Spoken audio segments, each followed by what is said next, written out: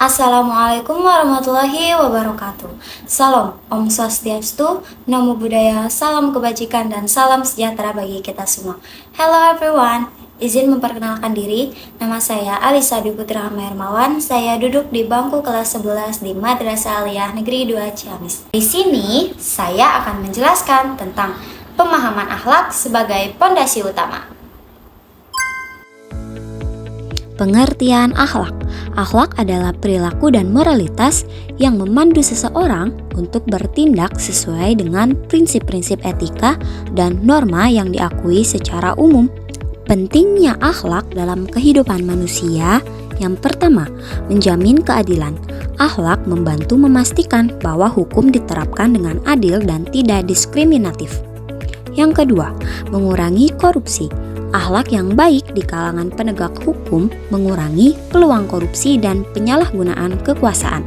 Yang ketiga, membangun kepercayaan. Akhlak yang baik dalam sistem hukum membantu membangun kepercayaan masyarakat terhadap keadilan dan efektivitas hukum. Mempelajari sifat-sifat terpuji dan sifat-sifat tercela adalah penting karena dapat mempengaruhi perilaku individu dalam menjalankan tugas hukum dan memengaruhi sistem hukum secara keseluruhan. Contoh sifat-sifat terpuji. Yang pertama, kejujuran. Kejujuran adalah landasan utama dalam penegakan hukum. Hakim, jaksa, dan pengacara harus jujur dalam menyampaikan fakta dan bukti di pengadilan. Kejujuran juga penting bagi polisi dalam menyelidiki kasus dan melaporkan temuan. Yang kedua, keadilan. Keadilan adalah prinsip dasar hukum. Setiap orang harus diperlakukan sama di hadapan hukum tanpa diskriminasi. Hakim harus membuat keputusan yang adil berdasarkan bukti dan hukum yang berlaku. Yang selanjutnya adalah sifat-sifat tercela. Yang pertama, kebohongan. Kebohongan merusak kepercayaan dalam sistem hukum. Penyajian bukti palsu atau memberikan kesaksian palsu dapat mengakibatkan ketidakadilan dan merusak proses hukum. Yang kedua, penyalahgunaan kekuasaan.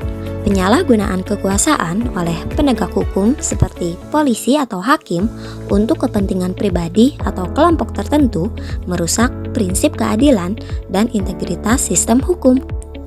Contoh dalam kehidupan sehari-hari. Yang pertama, di rumah. Berbagi tugas rumah tangga dengan adil, mendengarkan dan menghargai pendapat anggota keluarga, serta jujur dalam komunikasi. Yang kedua, di tempat kerja. Menyelesaikan tugas tepat waktu, memberikan kredit kepada kolega atas ide atau kontribusi mereka, dan bertindak dengan profesionalisme. Yang ketiga, di masyarakat. Terlibat dalam kegiatan sosial seperti menjadi sukarelawan, menyumbang untuk kegiatan amal, dan berperilaku sopan dan ramah kepada tetangga. Menjauhi sifat-sifat tercela dan berusaha untuk memperbaikinya dapat dilakukan melalui beberapa langkah singkat berikut. Yang pertama, kesadaran diri. Sadari dan akui sifat-sifat tercela yang ada pada diri sendiri. Yang kedua, pendidikan dan pengetahuan. Pelajari lebih banyak tentang akhlak mulia dan tercela melalui buku, ceramah, dan diskusi. Yang ketiga, pengendalian diri. Latih pengendalian diri dan hindari situasi yang memicu perilaku tercela. 4. Perbaikan diri. Tetapkan tujuan spesifik untuk memperbaiki sifat tercela dan pantau kemajuan secara berkala. 5. Lingkungan yang mendukung. Bergaul dengan orang-orang yang memiliki akhlak mulia dan cari dukungan dari keluarga atau teman. Yang keenam, praktik terus-menerus. Lakukan upaya secara konsisten dan evaluasi diri secara berkala untuk menilai kemajuan. Allah SWT juga memerintahkan kita untuk mengamalkan sifat terpuji dan menjauhi sifat tercela, seperti pada hadis tentang keadilan. Rasulullah SAW bersabda, "Sesungguhnya orang-orang yang berlaku adil di sisi Allah berada pada mimbar-mimbar dari cahaya di sebelah kanan Ar-Rahman Azza wa Jalla.